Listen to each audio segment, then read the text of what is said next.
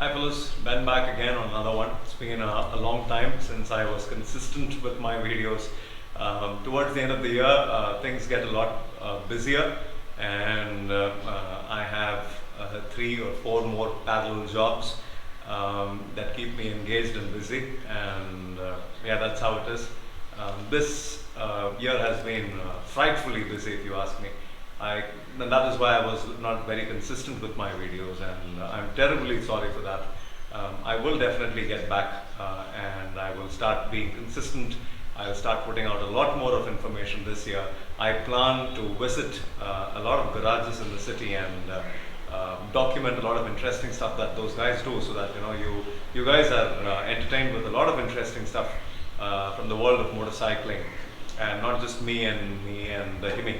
Well, the Himi is back. The Himi is good. It's in good nick. I just did an annual checkup. I stripped the whole machine down to its bare bones, and I started investigating every little component, put things back together, swapped out all the parts that were rusting and rotting, and now it's back in full swing. It's doing really well. Well, that being said, another interesting video today is about the top 3 mods. The top 3 mods that I would recommend to all of you. Anyone who wants to have a Himalayan that is attack ready and friendly, and is looking to kind of do serious off-road riding with the Himalayan and not with an X-Pulse or the alternatives in the market, then these 3 mods will change the ball game for you. The top 3 mods that transformed my machine, the Himalayan that it was, to the Himi that it is now. Yes, that's how I refer to the motorcycle now. I call it the Himi, and this is very different from a standard Royal Enfield Himalayan. For that matter, the Himalayan came out as 4 or 5 variants, and between each of those variants there was a considerable amount of difference. All said and done, this machine is different from all the others, the rest.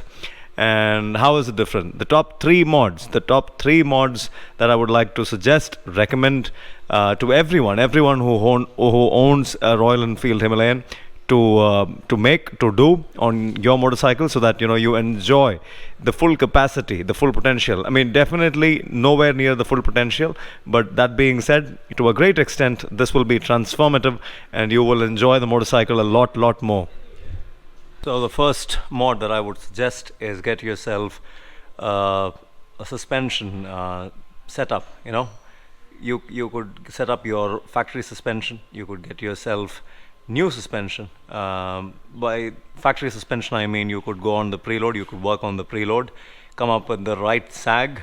I mean, you can go stiffer, you can go softer. It's all your choice. But find out a suspension setting that aids your style of riding and not hampers it. Doesn't have enough sag, you will have problems with it. You have more sag, you will have problems with it as well. So get the right sag, and that should do wonders to your motorcycle.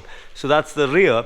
And the front, of course, the simplest way to make the front a lot more interesting, a lot more supportive, both on and off-road, is to get yourself a preload adjuster. This is a fork preload adjuster, and this one thing alone will make a big difference in your front suspension. But apart from that, what I have done to my machine is, what I have inside this is a YSS straight rate spring that makes the fork a lot more predictable and a lot more controlled. I mean, it's a linear spring, so the way it works is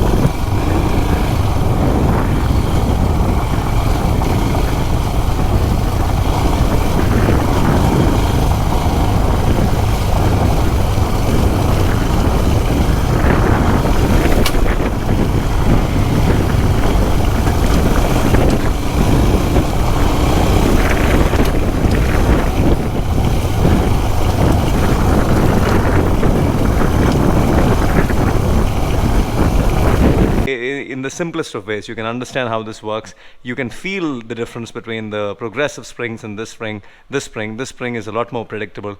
And with that, I have thicker weight oil. I have better quality oil, and I also have a fork emulator. A fork emulator is something that I'll talk about in detail on another video. This is a proper custom setup. This has got nothing to do with the stock factory forks from the Himalayan. This is very different, a lot more predictable, a lot more hard, and a lot more ready for off-road riding. What I have on my machine is another fully adjustable, not fully adjustable, only rebound adjustable rebound and preload adjustable shock from YSS, a dedicated shock for the Himalayan. So it's a straight swap, no confusions, no drama. You also have a little bit of a rider height adjust in the bottom. And so these two things, of course, you can do fantastic rebound settings with this, and you can also figure out your sag really well. Very good spring. So with this, the machine is a lot more predictable and a lot more attack friendly. This machine now I use only for off-road riding. I have not been doing long distance touring with this machine. It's suitable only for off-road riding. I don't say I can't do on-road, but with the knobby tires and all, this machine has become a hardcore off-road machine. Now, that being said, so that's the first mod that is transformative. That makes the motorcycle a lot more predictable and a lot more premium feeling. Doesn't feel as heavy and as bottomed out as how it is from the factory. It does jumps a lot more easily, and it's also fantastically controlled now. I mean, the rider can control the motorcycle a lot more than the factory Himalayan. Moving on to the second mod that made a world of a difference is the aluminum rims, and the aluminum rims are nothing short of magic. The reduction in unsprung weight makes for all the difference that you would expect from a mod. You can feel in swapping out the aluminum rims. The aluminum rims are something else. I mean, it's nothing short of a surprise. You will be surprised. Anyone who swaps out their stock steel rims for aluminum rims will be surprised at the amount of gain in acceleration, the gain in flickability, the gain in handling. This machine handles like a 150 kilo machine now, whereas before my machine was at 190 kilos. I could feel the weight, and now it feels like there's a clear drop of 20% of weight, just because of the aluminum rims. And the aluminum rims cut down on 4.6 kilos in unsprung weight, and that's huge. That's 4.6 kilos of lesser weight that the sprocket now has to work to rotate, and that just is a lot less of power losses on the rear wheel. The rear wheel being lighter, the front wheel being lighter, the front becomes a lot more predictable, the rear becomes a lot more quick to accelerate, and that is another magical mod, I would say. So the aluminum rims are a world of a difference for this machine. Anyone who feels that the Himalayan is heavy, for them, the first thing that you should do is swap out the steel rims for aluminum rims. There are different grades of aluminum rims. Kindly do not choose aluminum rims that are going to land you in trouble in some time. Please do go in for good brands. The ones that I have on the machine are from RCB, and these guys have been making aluminum rims. I've made a dedicated video. You guys can go and check that video out. I will attach a link.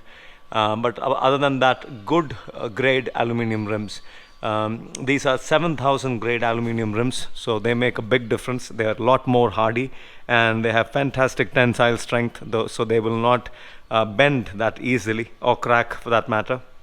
And that is one thing that you'll have to keep in mind, that you have to go in for the right grade of aluminum rims and not put something which is for a 150 kilo or 120 kilo motorcycle on the Himalayan, is because the Himalayan is at least 50 kgs more heavier, and you don't want the aluminum rims to bend in the middle of nowhere. So yeah, get the right grade aluminum rims. Again, I'll attach a purchase link for the aluminum rims. That's mod number 2. mod number 3 that made a world of a difference is this bloody thing. Who would believe it, right? So this is how you feel the machine. This is how you understand the machine. And this is where the true experience of riding happens and is felt. So what is it about the handlebar? The stock handlebar was nothing but cheese. Every single time I had a fall, the handlebar would bend and it would just completely upset me. And that is another reason why the first 4 or 5 months of having the Himalayan, I did not go off-road, is because in the first month I tried off-road riding and I had a small fall onto my left-hand side.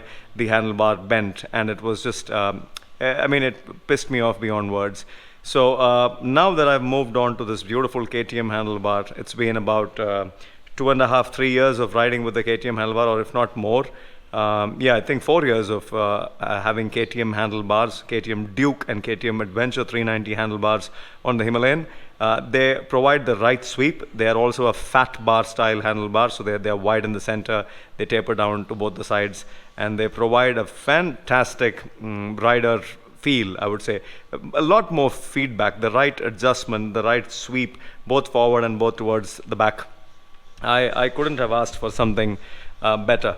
If you guys watch, this is how I have set up my handlebar. So it's a little and the handlebar is on the handlebar risers. So of course, when I say the handlebar, I also mean risers, is because risers help me. I stand at 5 foot 10.5 and I'm 179 centimeters tall, and this bloody stock handlebar position was never something that I found confidence inspiring on off-road terrain. I like to stand and ride. I like to stand and ride throughout the length of the terrain. I don't wish to sit. I don't like sitting.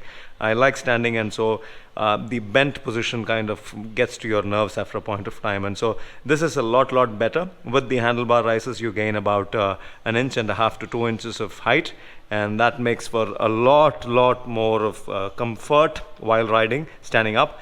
So the handlebar risers and the KTM handlebar has transformed the whole of the experience for me. There's a lot of gizmos here. I've made a dedicated video on the handlebar, and it's all that you see over here. So I will attach a link to that video as well. You know, you've tried different handlebars on different machines growing up, and you've always been dissatisfied. You always want to come back to the stock handlebar, is because the stock handlebar eventually feels good. Yeah, but this is an exception. The KTM handlebar has just found its spot on the Himi, and I'm super duper happy that they are here for ever, for as long as I plan to hold on to this machine. Yep, so that's the KTM handlebar with the right sweep, both forward and both towards the rider, and the sweep over here, I mean the height. So this is the KTM Adventure 390 handlebar. I'll attach the link where I've made a detailed video on how to go about doing this swap. You can go and check that video out. Yep, so those are my top 3 mods: the handlebar, the suspension, and the aluminum rims. They make this machine a totally different machine. Apart from this, I have made about a total of 55 mods on the machine. I will address each of those mods in a separate video. Why in the first place, and then how, and then what's the difference that it has brought about. Well, so that was the whole of it. That was the top 3 mods. And if you guys enjoyed the video, like how you usually do, give it a big thumbs up, subscribe to the channel, and share these videos. Help this channel grow in whatever way you can, and I will continue to make videos. It'll definitely give me enough encouragement to make more videos and more meaningful content, and keep you guys entertained in the process. Yep, so if this helped, let it help, like I always say. This is Ben signing out for now. Ciao.